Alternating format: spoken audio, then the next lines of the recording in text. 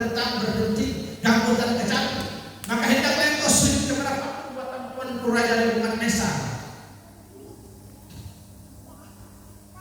The men of God, Daniel, Hananiah, Mishael, and Azariah, they stand before the king, and with a louder voice they shout to the king, "We never worship your sculpture. We always surrender and submit to our Lord Jehovah, to our Lord Elohim, to our Lord Yahweh." They never surrender worship to the sculpture of the Nebukadnezar. Apa yang terjadi? Nebukadnezar berkata, "Buat mereka ke ini untuk dalam hati, tapi loyalitas mereka itulah Allah mereka. Karena itu loyalitas sangat penting. Hari ini loyalitas begitu luntur. Bapak Ibu kalau belajar loyalitas, nontonlah film-film gangster. Mereka sangat loyal sekali, satu yang baik. Tentara api loyal. Loyalitas mereka tidak terbantahkan. Karena apa? Bapak Ibu lihat, saya sering melihat anak-anak punk.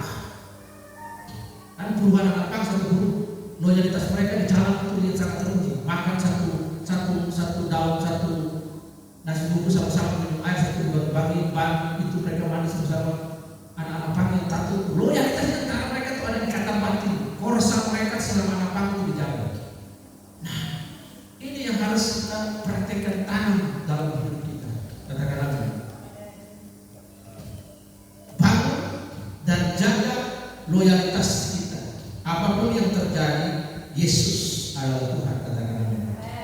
Jadi Tuhan mau mengajar kita lewat perumpamaan ini, lewat cerita ini, supaya kita setia dalam segala hal, dalam hal apapun. Karena kalau kita setia dalam perkara yang kecil, maka kita diberkati dalam konteks bisnisnya. Yesus mengajar kita setia dengan talenta yang dilapangkan kepada kita, tetap tekun apapun yang terjadi, tetap berdagang, tetap dagangan, engkau akan berhasil. Ketika engkau prajurit, engkau tetap setia, dan Tuhan akan memberikan kehormatan kepadamu. Apapun yang terjadi, Tuhan mau setia karena di depan mereka ada sebuah pergumulan hidup yang mereka hadapi, yaitu Yesus disalib, Yesus mati dan naik ke surga. Apakah dalam situasi itu they still was remembering the God message besar Tuhan dalam hidup mereka? Mereka apakah masih ingat?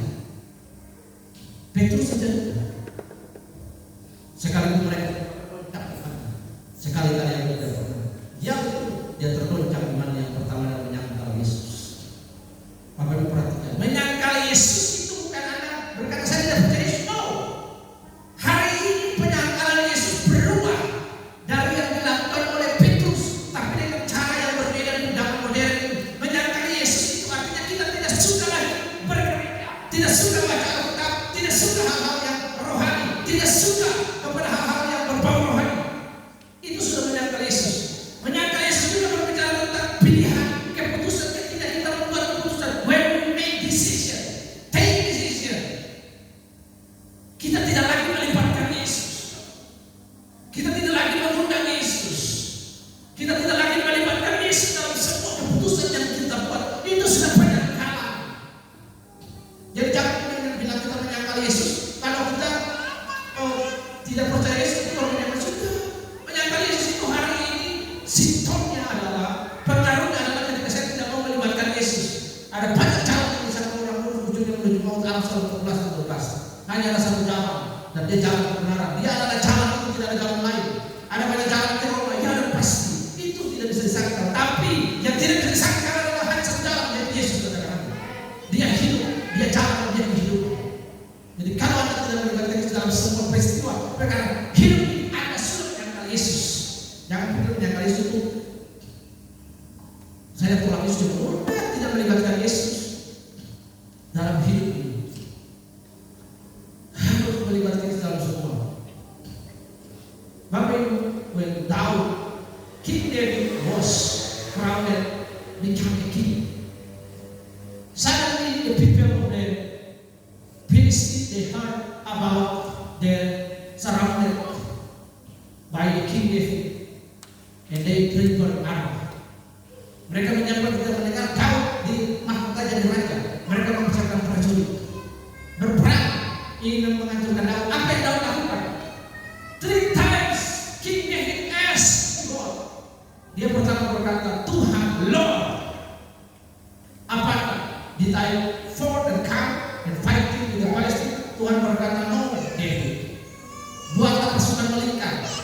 And when you heard the sound of the war horses, mendengar bunyi pasukan berkuda perang, Daud bertanya 3 times, King David asked to God. Artinya apa? Dia memastikan bahwa hanya Tuhan yang menjadi penentu dalam hidupnya kadang-kadangnya. Amin. Seringkali orang Kristen itu lip sync sama Tuhan. Saya percaya Tuhan dalam perilakunya. Orang Kristen itu banyak teoris, tahu tentang Tuhan, tahu tentang Alkitab, tapi perilaku hidupnya 24 hour ateis. Orang Kristen percaya Tuhan, tapi dalam perilaku hidupnya ateis. Karena apa tadi? Tidak mau melibatkan Yesus, menolak Yesus dalam seluruh pergumulan hidupnya. Melibatkan Yesus dalam hidup itu bukan hanya perkara-perkara yang besar, yang kecil. Karena itu kalau doa makan, yang ada doa makan seperti ada doa pengetahuan. Tuhan pengen makan, bukan hari itu apa? Itu lebih dari sekilas info. Amin. Yang benar adalah Tuhan, kamu bersyukur atas berkat-Mu, berkat makanan ini, yang berkat untuk kami. Saya berdoa berulang kali doa yang sama dan tidak pernah bosan. Doa saya seperti ini, Tuhan, saya mau makan makanan ini, berkati makanan ini, berkati setiap orang yang memberkati kami di panti asuhan ini, dan dalam meja makan ini menjadi berkat bagi orang lain. Itu setiap hari dalam doa tidak berubah. Di dalam hal apapun mengapa tidak berubah. Semua hal yang every detail, apapun libatkan Tuhan. Amin. Pilihan dalam hidup ini, itulah loyalitas kita kepada Tuhan. Loyalitas kita tidak boleh diragukan, tidak boleh dipertanyakan. Satu contoh yang terakhir sebelum saya tutup. Bapak Ibu, Ayub itu punya loyalitas kepada Tuhan sungguh luar biasa. Ayub 1:1, Ayub orang benar, saleh, menjauhi kejahatan dan takut akan Allah. Lihat, Tuhan di depan setan, iblis bangga sekali dengan kehidupan Ayub. Dia berkata tidak kayak yang paling benar. Dalam konteks ini Allah sangat very friendly dengan hidup Ayub. Yang iblis serang cuma satu, loyalitasnya dia, kesetiaannya dia. Kalau engkau tidak mengambil seluruh harta kulit dan kulit Ayub menangkap, anak diambil, harta diambil dulu, semua harta habis. Lalu dalam satu hari, satu hari 10 anak mati. Kira-kira dalam satu hari ini panti ini terbakar, lalu 3 anak saya mati. Kira-kira bagaimana? Apakah saya masih bilang puji Tuhan? Belum tentu saya bisa bilang puji Tuhan. Belum tentu Bapak Ibu. Karena itu orang gampang sekali mencontohkan. Saya bisa bilang juga, saya bagaimana tidak terbayangkan emosionalnya saya kalau seperti itu. Saya membayangkan 10 anak Ayub itu mati gimana Ayub ya. Ditambah istrinya Ayub bilang begini, kutukilah ayah, kutukilah Allah dan mati. Jeremonya ini. Senyawa aku mungkin kutuki Allah dan mati. Bayangkan, coba Bapak Ibu bayangkan, jadi ada tiang ngomong aja yang kutuki dasarnya nulis mati. Bagaimana ketika dia ngomong begitu? Ayub harta habis, anak mati. Ayub bisa bilang begini, terpujilah Tuhan yang memberi dan mengambil. Lalu kita menjelaskan ayat itu, Ayub bilang terpujilah Tuhan. Jangan lihat situasi yang dihadapi Ayub itu. Dia terluka, terkoyak, emosional, terguncang. Dampak keterguncangannya itu luar biasa. Lalu di situ dia menggugat Allah. Ayub menggugat Allah.